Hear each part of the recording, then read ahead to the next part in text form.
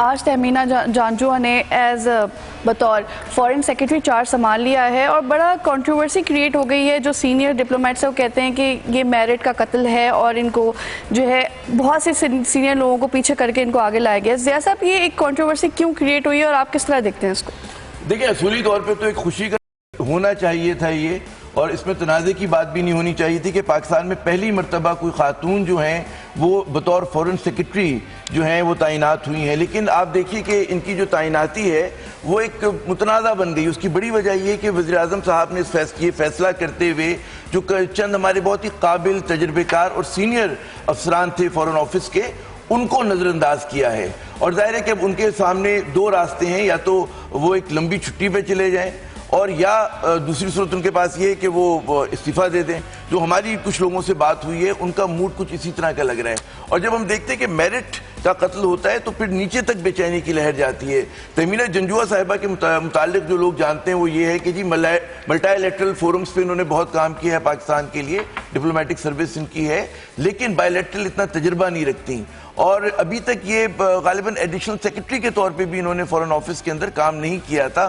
ہمارے ساتھ ہماری نمائندہ موجود ہیں سائمہ بشیر صاحبہ اسلام آباد میں. ہم ان سے پوچھتے ہیں. سائمہ شبیر صاحبہ معاف کیجئے گا. جی سائمہ، کیا کہتی ہیں آپ اس اپوائنٹمنٹ پہ؟ جی اس کے عامر صاحب متنازع بننے کی سب سے بڑی وجہ تو یہ ہے کہ تہمینہ جانجوہ صاحبہ جو ہیں وہ 12ویں کورس سے تعلق رکھتی ہیں، جبکہ ان سے پہلے جو 10ویں کورس کے لوگ ہیں جو ان سے سینئر ہیں، کم از کم 3 افراد جو بہت سینئر ہیں، جن میں عبدالباسط صاحب ہیں اور غالب اقبال صاحب ہیں اور ابرار حسین صاحب ہیں. یہ تینوں بہت سینئر تھے اور ان کی کافی حد تک یہ شنید تھی کہ ان میں سے ہی کسی کو تعینات کیا جائے گا بطور سیکرٹری خارجہ. لیکن ان کو سپر سیڈ کرتے ہوئے تہمینہ جانجوہ صاحبہ کو یہ چارج دے دیا گیا ہے. تو اس میں تھوڑا سی تشویش ان لوگوں میں پائی جا رہی تھی کہ کیوں انہیں سپر سیڈ کیا گیا ہے. اور ان میں سب سے زیادہ اہم بات جو تھی وہ یہ تھی کہ عبدالباسط صاحب جو کہ ایک منجھے ہوئے سفارتکار ہیں اور وہ بھارت میں تعینات تھے، ان کو واپس بلوایا جا رہا ہے. کی جگہ پہ اب دوسرے سفارتکار سہیل محمود صاحب کو ان کی جگہ پہ تعینات کیا جا رہا ہے. تو ان کا بہت زیادہ چانس تھا کہ انہیں جو ہے یہ عہدہ دیا جاتا. ذمہ داری دی جائے گی. اسی میں جیسے غالب اقبال صاحب غالباً پیرس میں تھے، سید ابرار حسین صاحب کابل میں ہمارے سفیر تھے، تو ان دونوں جگہوں پر بھی تبدیلیاں ہوئی ہیں. ایک پیرس میں تو میرے خیال میں چارج لے لیا ہے معین صاحب نے. یہ کابل کے اندر جو پہلی مرتبہ ہم سن رہے ہیں کہ ایسے شخص کو تعینات کیا جا رہا ہے کہ جس کو دری یا پشتو نہیں آتی.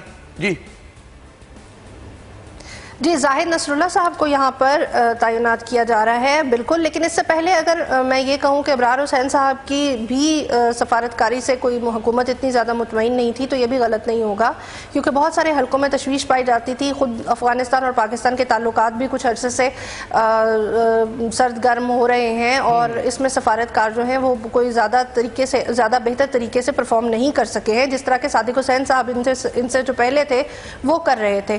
تو ان کے سفارتکاری کے حوالے سے اگر دیکھا جائے تو ان کو صرف اسی وجہ سے واپس بلایا صاحبہ کا وہ ہوا اپوائنٹمنٹ ہوا ہے. اس کے متعلق پر جلدی سے آپ ہمیں بتائیں کہ کیا لوگوں میں مجموعی تاثرات ہیں فورن آفس میں. جی اس کے بارے میں عامر صاحب مجموعی طور پہ فورن آفس میں جو تاثرات ہے، تہمینہ جانجوہ صاحبہ کو بہت سارے چیلنجز کا سامنا کرنا پڑے گا، نہ صرف بیرونی طور پہ بلکہ اندرونی طور پہ بھی، کیونکہ بہت سارے لوگ جو ہیں وہ ان کے انڈر کام کرنے کے لیے تیار نہیں تھے. لیکن اب چونکہ تہمینہ جانجوہ صاحبہ نے چارج لے لیا ہے اور پہلی خاتون سے خارجہ سیکرٹری بھی ہیں، تو اس حوالے سے کافی سارے چیلنجز کا ان کو سامنا کرنا پڑے گا.